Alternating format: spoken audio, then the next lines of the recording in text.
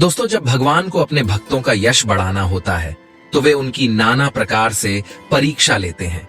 ऐसी अद्भुत अद्भुत लीलाएं रचते हैं जिनको स्मरण करके साधारण मनुष्य भी चकित हो जाता है कि भगवान ने ऐसी लीला क्यों रची।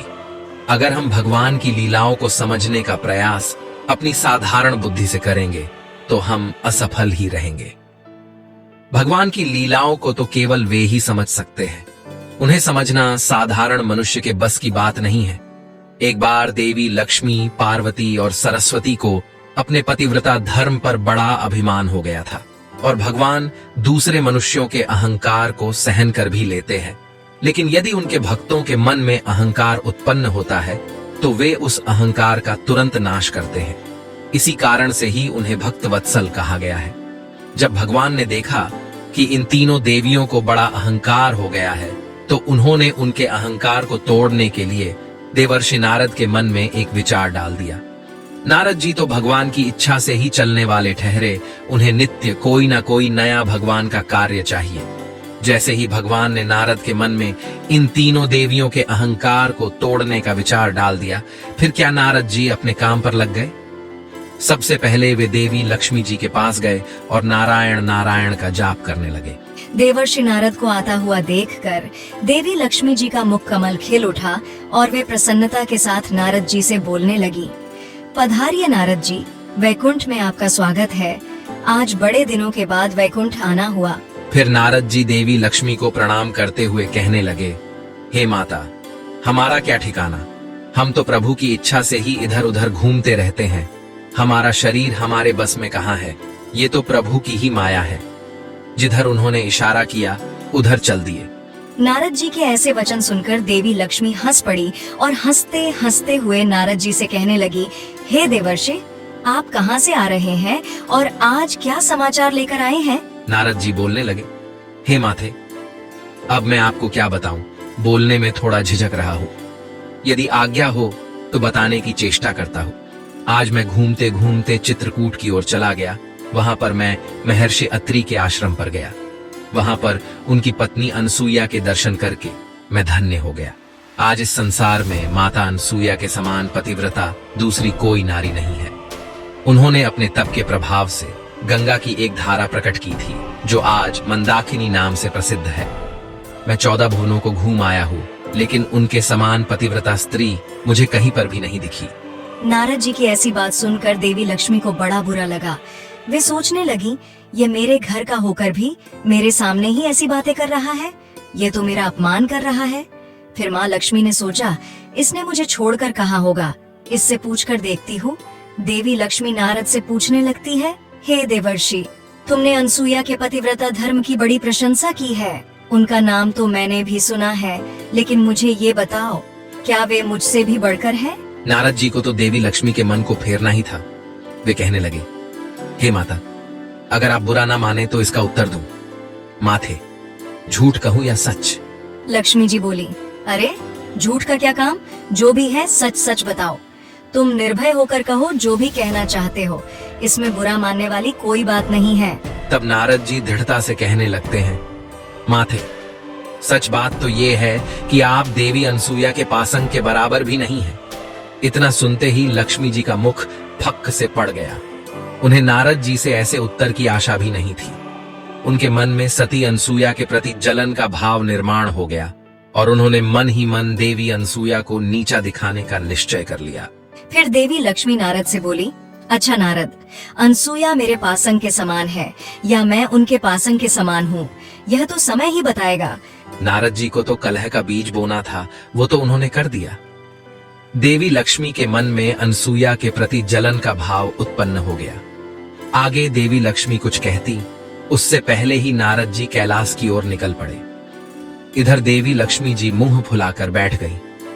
जब भगवान विष्णु उस स्थान पर आए और उन्होंने लक्ष्मी को रूठ कर बैठा हुआ देखा तो वे कहने लगे, हे प्रिय, क्या हुआ, आज मुंह फुलाकर क्यों बैठी हो, अपने दुख का कारण बताओ। देवी लक्ष्मी कहने लगी, देखिए जी, सुन लो मेरी बात। बहुत दिनों तक मैंने आपके चरण दबाए हैं। मैंने आज तक आपकी हाँ में हाँ मिलाई है। आपसे कभी कोई चीज नहीं मांगी है, लेकिन आज आपको मेरी एक बात माननी पड़ेगी। भगवान विष्णु बोले, हे देवी, बात भी तो सुने क्या है, बिना सुने कैसे हाँ कह दे। लक्ष्मी जी कहने लगी, बात कोई भी हो, आज आपको मेरी बात माननी ही पड़ेगी। आप हाँ कहेंगे तभी मैं अपनी बात कहूँगी। आज मुझे आपका प्रेम देखना है, बहुत मुझे बहकाते रहते हो आप। भगवान विष्णु कहने लगे, ठीक है प्रिय, तुम्हारी जो भी इच्छा हो मैं उसे अवश्य पूर्ण करूंगा। तब देवी लक्ष्मी प्रसन्नता पूर्वक कहने लगी, हे प्रभु, आपको देवी अनसुईया का सतीत्व भंग करना होगा, बस यही इच्छा है मेरी। आप जाकर देवी अनसुईया का पतिव्रता धर्म भंग कीजिए, ताकि मैं ही संसार की सर्वश्रेष्ठ पतिव्रता नारी बन जाऊं। देवी लक्ष्मी की बात सुनकर भगवान विष्णु मन ही मन कहने लगे, अरे देवी, हम में इतना सामर्थ्य कहाँ जो देवी अनसुईया का सतीत्व भंग कर सकूं। भगवान समझ गए ये सब नारद का ही किया कराया है। फिर भगवान विष्णु कहने लगे, हे प्रिय, बस इतनी सी बात के लिए तुम मुंह फुलाकर बैठी हो। हम अभी जाते हैं और जब तक उस कार्य को पूरा नहीं करेंगे तब तक लौटकर नहीं आएंगे। ये बात सुनकर देवी लक्ष्मी को बड़ी प्रसन्नता हुई। इधर नारद जी वीणा बजाते हुए नारायण नारायण का जाप करते हुए कैलाश पर्वत पर पहुंच गए। वहां पर देवी पार्वती अकेले बैठकर पूजा कर रही होती है। नारद जी को देखकर उन्होंने उनका स्वागत किया और उन्हें खाने के लिए एक मोदक दे दिया। नारद जी कहने लगे, हे माते, ये मोदक तो अमृत का बनाया हुआ लग रहा है, बड़ा ही स्वादिष्ट है, किंतु इसमें भगवती अनसुईया के यहाँ जैसा स्वाद था वैसा स्वाद ही नहीं है। नारद को ऐसा कहते हुए सुनकर पार्वती जी मन ही मन कहने लगी, हाय, कैसे कृतज्ञ से पाला पड़ा है। मैंने कितने प्रेम से इसे मोदक दिया और यह कहता है कि अनसुईया के लड्डू के बराबर भी नहीं है। देवी पार्वती रोष में आते हुए नारद से कहने लगी, अरे नारद, क्या कह रहा है? ये अनसुईया कौन है जिसके लड्डू की तू इतनी प्रशंसा कर रहा है? नारद जी कहने लगे, हे देवी, अनसुईया महर्षि अत्रि की पत्नी है। आज इस संसार में उनके समान दूसरी कोई पतिव्रता नारी नहीं है। फिर देवी पार्वती ने बल देते हुए कहा, क्या देवी अनसुईया मुझसे भी बड़ी पतिव्रता है? हे नारद, तुम सच सच बताओ, मैं सर्वश्रेष्ठ पतिव्रता हूँ या देवी अनुसया? नारद जी ने देवी पार्वती की उपेक्षा करते हुए कहा, माता जी, अधिक कम का तो पता नहीं, किंतु इतना अवश्य जानता हूँ कि उनके पतिव्रता धर्म के आगे आपका पतिव्रता धर्म फीका है। यह बात सुनते ही देवी पार्वती क्रोध में आ गई और दौड़ते हुए भगवान शिव के पास चली गई और कहने लगी, हे स्वामी, आप तो कहते हैं मैं पतिव्रताओं में शिरोमणि हूँ, मेरे समान पतिव्रता संसार में कोई अन्य नहीं है। फिर शिव जी ने कहा, हाँ प्रिय, इसमें कुछ संदेह है क्या? आप एक महान पतिव्रता हैं। देवी पार्वती कहने लगी, हे स्वामी, अब तक तो संदेह नहीं था, लेकिन इस नारद ने आज मुझे संदेह में डाल दिया है। नारद कहता है कि महर्षि अत्रि की पत्नी अनसुईया के सामने मेरा पतिव्रता धर्म फीका है। यह बात सुनते ही महादेव हंस पड़े और बोले, कहाँ है नारद? उसे मेरे पास लेकर आओ। देवी पार्वती ने इधर उधर देखा तो नारद जी उस स्थान से जा चुके थे। देवी पार्वती कहने लगी, हे स्वामी, नारद तो चला गया, किंतु आप मुझे बताइए, क्या नारद ने सत्य कहा है? क्या देवी अनसुईया मुझसे भी बड़ी पतिव्रता है? स्त्रियों के मन की जलन भोलेनाथ क्या जाने। वे कहने लगे, हे प्रिय, नारद ठीक कहता है, तुम देवी अनसुईया की समानता नहीं कर सकती। यह बात सुनते ही देवी पार्वती ने भगवान शिव के चरण पकड़ लिए और दुखी मन से कहने लगी, हे स्वामी, अब इन चरणों को मैं तभी छोड़ूंगी जब आप अनसुईया का पतिव्रता धर्म भंग करके मुझे संसार की सर्वश्रेष्ठ पतिव्रता बना देंगे। भोले बाबा अपने सर्पों को संभालते हुए बोले, देवी, हम प्रयत्न करेंगे, किंतु बीच में तुम कोई विघ्न उत्पन्न मत कर देना। स्त्रियां क्षण भर में रूठ जाती है और क्षण भर में संतुष्ट। फिर पार्वती जी कहने लगी, हे स्वामी, मुझे तो आप ही का डर है। आप ठहरे भोलेनाथ। पुरुषों की यही नीति होती है कि छल से, बल से, डांटकर, फटकार कर, सच झूठ बोलकर स्त्रियों को ठग लेते हैं। अब उसी ठग विद्या का प्रयोग करके आप अनसुईया का पतिव्रता धर्म भंग कीजिए। पार्वती की बात सुनकर शिव जी हंस पड़े और मन ही मन कहने लगे, जो दूसरों के लिए खाई खोदता है वह उसी में गिर जाता है। फिर शिव जी कहने लगे, हे प्रिय, अब मेरे चरण छोड़ दो, मैं अभी उस कार्य के लिए जाता हूँ। देवी सती ने भगवान शिव के चरणों को छोड़ दिया। फिर शिव जी महर्षि अत्रि के आश्रम की ओर निकल पड़े। इधर नारद जी ब्रह्मलोक में पहुंच गए। वहां पर देवी सरस्वती ने नारद जी का स्वागत सत्कार किया और कहा, हे नारद, तुम तो हमें भूल ही जाते हो। अब की बार तो बहुत दिनों बाद आए हो। आज तुम अवश्य कोई महत्वपूर्ण समाचार लेकर आए होंगे। नारद जी कहते हैं, हे माथे, आज मैंने पृथ्वी लोक पर एक अद्भुत बात देखी है। महर्षि अत्रि की पत्नी अनसुया के पतिव्रता धर्म का बड़ा ही प्रभाव है। समस्त ऋषि मुनि आकर उनकी स्तुति करने लगे हैं। सभी ऋषिगण कह रहे हैं कि उनके समान पतिव्रता संसार में दूसरी कोई स्त्री नहीं है। नारद की यह बात सुनकर देवी सरस्वती के मन में क्षण मात्र के लिए रोष हुआ और वह कहने लगी, हे नारद, क्या वह मुझसे भी बढ़कर पतिव्रता है? तब नारद जी कहने लगे, अब माता जी, यह मैं कैसे कहूँ? अपनी माँ तो माँ ही है, वही मेरे लिए सर्वश्रेष्ठ है। किंतु सभी ऋषि मुनि ऐसा कह रहे हैं कि देवी अनसुया से बढ़कर संसार में कोई पतिव्रता नहीं है। यह बात सुनकर देवी सरस्वती को बड़ी चिंता होने लगी। उन्होंने नारद से कहा, शीघ्रता से जाओ और अपने पिताजी को बुलाकर लाओ। माताजी की आज्ञा का पालन करते हुए नारद जी शीघ्रता से ब्रह्मा जी की सभा में चले गए। वहां पर ब्रह्मा जी देवताओं और दानवों के साथ महत्वपूर्ण विषय पर चर्चा कर रहे होते हैं। नारद जी ने ब्रह्मा जी को माता सरस्वती का संदेश सुना दिया। हे परमपिता, माता जी ने आपको शीघ्रता से बुलाया है। ब्रह्मा जी सोचने लगे, अवश्य ही कोई महत्वपूर्ण कार्य होगा, इसीलिए वे तुरंत ही देवी सरस्वती के पास आ गए। ब्रह्मा जी के आते ही देवी सरस्वती ने उनसे पूछा, हे स्वामी, आजकल इस संसार में सबसे अधिक पतिव्रता कौन है? फिर ब्रह्मा जी ने विस्मय के साथ पूछा, हे देवी, अभी इस समय पर इस प्रश्न को पूछने का क्या कारण है? देवी सरस्वती ने हठ करते हुए पूछा, कारण कुछ नहीं है, पहले आप मुझे मेरे प्रश्न का उत्तर दीजिए। ब्रह्मा जी प्रेम के स्वर में कहने लगे, हे प्रिय, तुमसे बढ़कर संसार में दूसरी कौन सी पतिव्रता हो सकती है? तुम ही सबसे महान पतिव्रता हो। फिर देवी सरस्वती कहने लगी, महाराज, आप ऐसी चाटुकारिता वाली बातें न कीजिए, सच सच बताइए।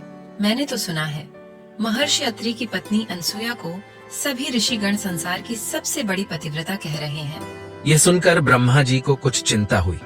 वे मन ही मन मुस्कुराते हुए सोचने लगे, दाल में कुछ काला है, स्त्रियों में जलन का भाव जल्दी आ जाता है, लेकिन देवी अनसुया में दूसरों के प्रति जलन का भाव नहीं है।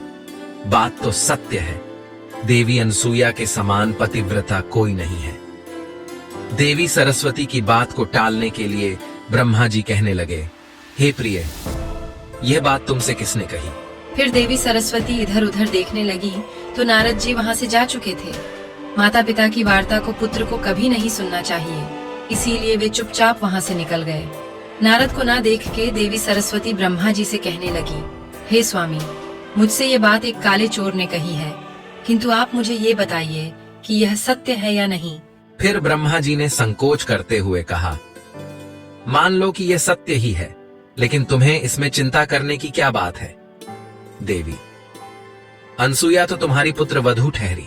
देवी सरस्वती रोष में आकर कहने लगी, मुझे मानसिक पुत्रों से क्या संबंध? वे तो आपके शरीर के अंगों से प्रकट हुए हैं। देखिए आप, जैसे भी हो, उस अनसुया के पतिव्रता धर्म को भंग कीजिए, अन्यथा मैं आपसे बात नहीं करूंगी। देवी सरस्वती के ऐसे वचन सुनकर ब्रह्मा जी कुछ विचलित हो गए और कहने लगे, हे प्रिय, अच्छा ठीक है, मैं अभी जाता हूँ और उस कार्य को पूरा करता हूँ। फिर तीनों देवता ब्रह्मा, विष्णु और महेश मंदाकिनी नदी के तट पर महामुनि अत्रि के आश्रम पर पहुंच गए। परस्पर एक दूसरे को देखकर नमस्कार करते हुए उन तीनों ने अपने अपने आने का कारण बताया। फिर भगवान ने कहा, हम तीनों वेश बदलकर देवी अनसुया के आश्रम पर चलते हैं और पतिव्रता अनसुया की परीक्षा लेते हैं। फिर सभी ने बात को स्वीकार किया और तुरंत ही साधु का वेश धारण किया। तीनों देवता साधु का वेश धारण करके अनसुया के आश्रम के निकट पहुंचे। उस समय आश्रम पर महर्षि अत्रि नहीं थे, देवी अनसुया अकेली ही थी। उन्होंने जब उन तीन साधुओं को आश्रम पर आया हुआ देखा तो उन्होंने उनका स्वागत किया और उन्हें भोजन करने के लिए कंदमूल तथा फल भेंट किए, लेकिन उन साधु पुरुषों ने उसे स्वीकार नहीं किया। तब देवी अनसुया ने कहा, हे महात्माओं, मुझसे ऐसा कौन सा अपराध हुआ है जो आपने मेरी पूजा को ग्रहण नहीं कर रहे हैं? फिर उन तीनों देवताओं ने कहा, हे देवी, यदि आप हमें एक वचन दो तभी हम आपकी पूजा को स्वीकार करेंगे, अन्यथा नहीं करेंगे। देवी अनसुया ने कहा, हे मुनियों, घर पर आए अतिथि का सत्कार प्राणों का बलिदान देकर भी करना चाहिए। इसीलिए आपकी जो भी इच्छा हो, जिस कार्य से भी आप प्रसन्न होंगे, मैं वह कार्य अवश्य ही करूंगी। देवी अनसुया ने ऐसा कहते ही वे तीनों साधु कहने लगे, हे देवी, आप निर्वस्त्र होकर हमारा अतिथि सत्कार कीजिए, यही हमारी इच्छा है। यह बात सुनकर देवी अनसुया आश्चर्यचकित हो गई और सोचने लगी, ये मुनि है या कोई बहरूपीय है जो ऐसा अनुचित प्रस्ताव रख रहे हैं। फिर देवी अनसुया ने अपनी दिव्य दृष्टि से सब कुछ देख लिया तो उन्हें समझ में आ गया कि मामला क्या है, और फिर कहने लगी, हे मुनियों, मैं आपका निर्वस्त्र होकर सत्कार करूंगी। यदि मैं सच्ची पतिव्रता नारी हूँ, यदि मैंने भूल से स्वप्न में भी पराये पुरुष का विचार न किया हो, तो ये तीनों साधु 6-6 महीने के दूध पीने वाले बच्चे बन जाए। देवी अनसुया के इतना कहते ही वे तीनों साधु 6-6 महीने के बालक हो गए और कुल बुलाने लगे। फिर देवी अनसुया ने विवस्त्र होकर उन तीनों बच्चों को स्तनपान कराया और सुला दिया। फिर इतने में ही महामुनि अत्रि उस स्थान पर आ गए। उन 3 छोटे छोटे बालकों को घर में देखकर वे आश्चर्यचकित होकर कहने लगे, हे देवी, ये तीनों अत्यंत सुंदर मनोहर रूप वाले बालक किसके हैं? फिर देवी अनसुया ने कहा, हे स्वामी, ये आपके ही बच्चे हैं। भगवान ने स्वयं आप पर कृपा की है। मुनि अत्रि ने अपनी योग शक्ति से देखा तो उन्हें भी सारा रहस्य समझ में आ गया। अब वे तीनों देवता बालक के रूप में क्रीड़ा करने लगे। माता अनसुया उन्हें खिलाती, पिलाती, प्यार करती। वे तीनों बालक अपनी माता के साथ बड़ी ही प्रसन्नता से खेलने कूदने लगे थे। इधर अनेक दिन बीत जाने के बाद भी उनके पति लौटकर नहीं आए तो तीनों देवियों को चिंता होने लगी। फिर तीनों देवियां अपने अपने स्थान से निकलकर अपने स्वामी को ढूंढने के लिए पृथ्वीलोक पर आ गई। सौभाग्य से तीनों देवियों की भेंट चित्रकूट में हुई। वहां पर तीनों ने एक दूसरे को अपना अपना दुख बता दिया। लक्ष्मी जी ने देवी पार्वती से पूछा, आपको सती अनसुया के बारे में किसने बताया? देवी पार्वती कहने लगी, मुझे नारद ने बताया। फिर देवी सरस्वती ने भी कहा, नारद ने ही मेरे कान भरे हैं। देवी लक्ष्मी भी कहने लगी, उस नारद ने ही हम तीनों को फंसाया है। यदि वह कहीं मिल जाए तो उसकी अक्ल ठिकाने पर लाती हूँ। फिर उसी स्थान पर नारद जी प्रकट हुए और उन्होंने दूर से तीनों देवियों को प्रणाम किया। देवी लक्ष्मी गुस्से को दबाते हुए कहने लगी, वाह नारद, बहुत सही समय पर आए हो। दूर क्यों खड़े हो? तुम्हारी ये वीणा तो बड़ी सुंदर है, तनिक देखूं तो। नारद जी को सब समझ में आ गया। वे कहने लगे, हे देवियों, मेरा अनुष्ठान चल रहा है, इसीलिए मैं किसी के पास जाकर बात नहीं करता हूँ, खासकर स्त्रियों के पास तो कदापि नहीं। रही वीणा की बात, तो ये मुझे बहुत प्रिय है, मैं इसे किसी को नहीं देता। इतना कहकर नारद जी वहां से जाने लगे। नारद को जाता देख तीनों देवियां घबरा गई और बड़ी ही कोमल वाणी में कहने लगी, नारद, ओ नारद, तुझे मेरी शपथ, अपने पिता की शपथ, तुम यहाँ से चले मत जाना। देवी लक्ष्मी कहने लगी, भैया तुम अवश्य जानते हो तीनों देवता कहाँ चले गए हैं। फिर नारद जी ने अपनी उंगली से इशारा करते हुए कहा, देखो, वह भगवती अनसुया का आश्रम है। वे तीनों देवता उसी आश्रम में खेल रहे हैं। देवी पार्वती कहने लगी, अरे भैया नारद, तू सब जानता है, हम इस आश्रम में जाना चाहती है, कैसे जाएं? भगवती अनसुया क्रोधित तो नहीं हो जाएंगी? हमें उनका बड़ा भय लग रहा है। नारद जी बोले, हे माताओं, आप भूलकर भी आश्रम में कदम मत रखना, नहीं तो देवी अनसुया आप तीनों को भस्म कर डालेंगे। यह सुनकर तीनों देवियां घबरा गई और बोली, हे नारद, अब हंसी मजाक मत कर, सब सच सच बता दे। नारद जी हंसते हुए बोलने लगे, हे माताओं, वे तीनों म्याऊं म्याऊं कर रहे हैं, तीनों की बोलती बंद है। वे तीनों बोबा पीते हैं और किलकिलाते हैं। देवी अनसुया जहाँ बिठाती है बैठते हैं, जहाँ पर सुलाती है सोते हैं। अब आप तीनों अपने अपने पतियों की आशा छोड़ दो। 20 वर्ष में जब वे बड़े हो जाएंगे तब देवी अनसुया उनका विवाह कर देंगी। फिर देवी लक्ष्मी जी बोली, अब हम समझ गए, अनसुया के समान संसार में दूसरी कोई सती नहीं, किंतु यह सब विष की बोली तेरी ही बोई हुई है। अब भैया तू जीता हम हारी, लेकिन अब बता दे हम अपने पतियों से कैसे मिल सकते हैं। नारद जी बोले, अब आई ठीक ठिकाने पर। पश्चाताप से सभी पाप धुल जाते हैं। अब एक ही उपाय है, तुम सभी देवी अनसुया के शरण में जाओ, वही तुम्हारे दुख दूर कर सकती है। फिर तीनों देवियां माता अनसुया के आश्रम पर जाती हैं, तो देखती हैं कि तीनों देवता बच्चों के रूप में खेल रहे होते हैं। देवी अनसुया उस स्थान पर नहीं होती है, वह स्नान करने के लिए गई थी। देवी लक्ष्मी भगवान विष्णु को देखकर कहने लगती है, हे स्वामी, क्यों ढोंग बनाए हुए हो आप, कृपा करके वापस आ जाओ। भगवान वहीं से हाथ हिला रहे होते हैं। भगवान देवी अनसुया के तप के वश में थे, इसीलिए वे उन्हें बिना पूछे नहीं आ सकते। थोड़ी ही देर में देवी अनसुया उस स्थान पर आ जाती है। उन्हें देखकर तीनों देवियां उनके सामने आकर खड़ी हो जाती हैं और पुकारने लगती हैं, माता जी, क्या हम कुटिया के भीतर आवे? फिर देवी अनसुया ने उनसे पूछा, हे देवियों, तुम कौन हो और किस कारण से यहाँ पर आई हो? तीनों देवियों ने करुण स्वर में कहा, हम आपकी पुत्र वधू हैं। देवी अनसुया ने कहा, अरे बहू को अपने घर में क्या पूछना, अंदर आ जाओ, ये तुम्हारा ही घर है। यह सुनकर तीनों देवियां लजाती हुई कुटिया के भीतर गईं और माता अनसुया को प्रणाम करने लगी। फिर उतने में ही मुनि अत्रि उस स्थान पर आ गए। मुनिवर को देखकर तीनों देवियां घूंघट ओढ़कर एक तरफ हट गईं। मुनि ने देवी अनसुया से पूछा, देवी, ये तीनों स्त्रियां कौन हैं? ये बड़ी तेजस्वी दिखाई पड़ रही है। फिर अनसुया माता ने कहा, हे स्वामी, ये हमारी पुत्र वधू है, अपने पतियों के दर्शन करने के लिए आई है। मुनिवर कहने लगे, हे देवी, तुम तो बड़े कौतुक रच रही हो। अभी अभी तो पुत्र उत्पन्न किए हैं, वे पूरे 6 महीने के भी नहीं हुए तो तुमने पुत्र वधुएं भी बना दी। हाथ हाथ भर के पुत्र और 5-5 हाथ की बहुएं, यह कैसी विचित्र बात हुई। फिर देवी अनसुया कहने लगी, स्वामी, इसमें गलत क्या है? पुत्र से बड़ी बहू बड़े भाग्य लेकर आती है, ऐसी कहावत है। हमारे बच्चे भी एक दिन बड़े हो जाएंगे। यह सुनकर मुनि अत्रि हंस पड़े और सारा रहस्य समझ गए।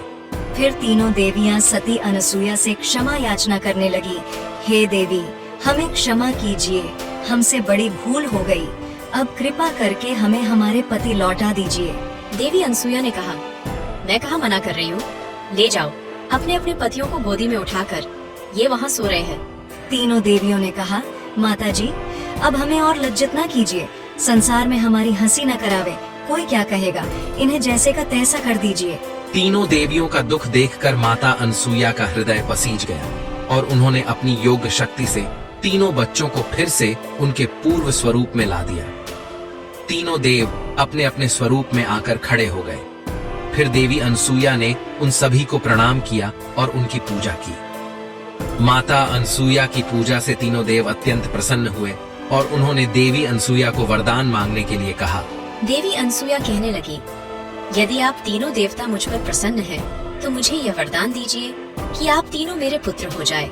फिर तीनों देवताओं ने तथास्तु कहकर कहा, हम तीनों अपने अपने अंश में आकर तुम्हारे पुत्र के रूप में प्रकट होंगे। फिर तीनों देवताओं से भगवान दत्तात्रेय का जन्म हुआ। इस प्रकार से तीनों देवताओं ने देवी अनसुया को वरदान दिया और अपनी पत्नियों से पूछने लगे, अब बताओ, संसार में सबसे श्रेष्ठ पतिव्रता कौन है? तीनों देवियों ने लजाते हुए कहा, भगवती अनसुया ही पतिव्रताओं में सर्वश्रेष्ठ है, इनसे बढ़कर संसार में दूसरी कोई नहीं है। तीनों देवियों ने देवी अनसुया को यह वरदान दिया कि जो भी मनुष्य प्रातः काल में देवी अनसुया का स्मरण करेगा, उसे जीवन में धन धान्य बुद्धि आरोग्य की प्राप्ति होगी। तो दोस्तों, इस प्रकार से माता अनसुया समस्त संसार में सर्वश्रेष्ठ पतिव्रता है। वे भगवान विष्णु, शिव और ब्रह्मदेव के दत्तात्रेय अवतार की माता है। आपको यह कथा कैसी लगी कमेंट करके अवश्य बताएं। जानकारी अच्छी लगी तो वीडियो को लाइक जरूर करें। कमेंट में जय माता अनसुया अवश्य लिखें, साथ ही चैनल को सब्सक्राइब करें। आप सभी का धन्यवाद।